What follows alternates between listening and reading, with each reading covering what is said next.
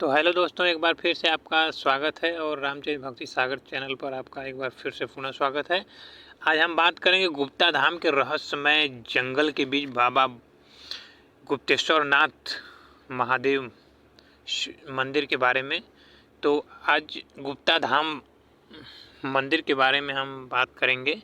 तो यह मंदिर गुप्ता धाम बिहार में स्थित है और यह ऐसे तो एक प्राकृतिक गुफा है जो रोहतास और कैमूर जिला के पहाड़ियों के बीच में स्थित है और यह गुप्त है। अंदर पहाड़ों के नीचे बसा हुआ यह शिवलिंग आज पूरे भारत भर में इसे पूजनीय माना जाता है, जिसे गुप्तेश्वर महादेव के नाम से भी इसे जाना जाता है या प्रसिद्धि रही है। यहाँ पर शिवरात्रि व बसंत पंचमी पर एक बड़ा सा मेला लगता है और जिसमें कि लाखों करोड़ों की संख्या में भारी से भारी भीड़ जुटती है। गुप्ता धाम जाने का जो रास्ता है वह गुप्ता धाम का नज़दीकी railway station Kudra railway station व सासाराम है। उसके बाद यदि आप हवाई मार्ग से आना चाहते हैं भारत के किसी भी कोने से, तो आपको पटना, गया और बाबतपुर इसके नज़दीकी हवाई स्थान है, एयरपोर्ट है। यहाँ की कथा रही है कि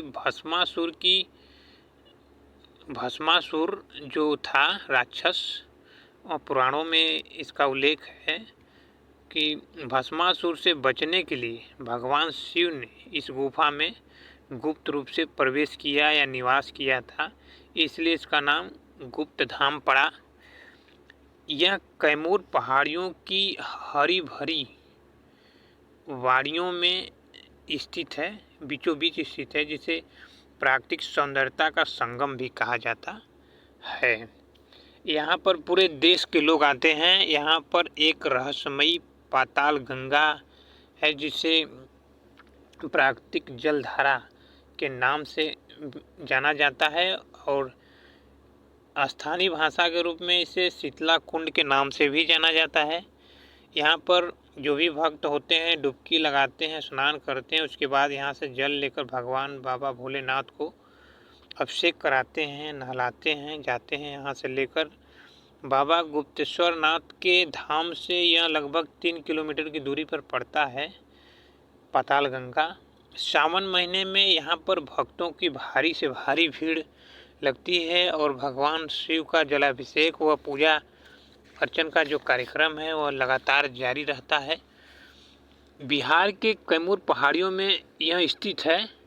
यह पवित्र स्थल प्राकृतिक गुफा का केंद्र कहा गया है जाता है। यहाँ पर इस समय तो यह एक पर्यटक स्थल भी बन चुका है, आधुनिकीकरण भी इसका हो चुका है, रोड भी बन चुका है और पहाड़ ऐसे अगर यदि पहाड़ों पर जाया जाता है, पहाड़ों से होकर जाने का रास्ता है तो 7 पहाड़ियाँ आपको पार करनी पड़ती है, चढ़नी पड़ती है, जिसके बाद बाबा गुप्तेश्वर नाथ का मंदिर आता है।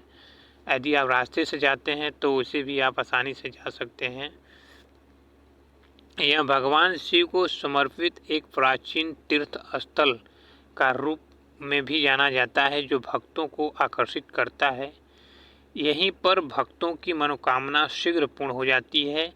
गुप्ता धाम की ऐतिहासिक कथा यदि इसकी बात करें तो एक कथा आती है। गुप्तेश्वर गुफा मंदिर का संबंध तो परंपरागत रूप से भस्मासुर की कथा से जुड़ा हुआ है, जो एक राक्षस था। उसमें एक कहानी यह है कि जिसमें भगवान विष्णु द्वारा दिए गए आशीर्वाद का दुरुपयोग किया था भस्मासुर। भगवान शिव ने विष्णु की रक्षा के लिए हस्तक्षेप किया और इसी स्थान पर भस्मासुर का वध किया, जिससे इस गुफा को धार्मिक महत्व प्राप्त हुआ। एक कथा के अनुसार इस शिवलिंग का आकार अब आधुनिक युग में बढ़ता जा रहा है, ऐसा लोगों का कहना है या मानना है। तो गुप्ता धाम यूपी और जो बिहार है इसके लगभग बॉर्डर पर ही इर्द गिर्द पड़ता है, मात्र 25-30 किलोमीटर यूपी बॉर्डर से दूर पड़ता है।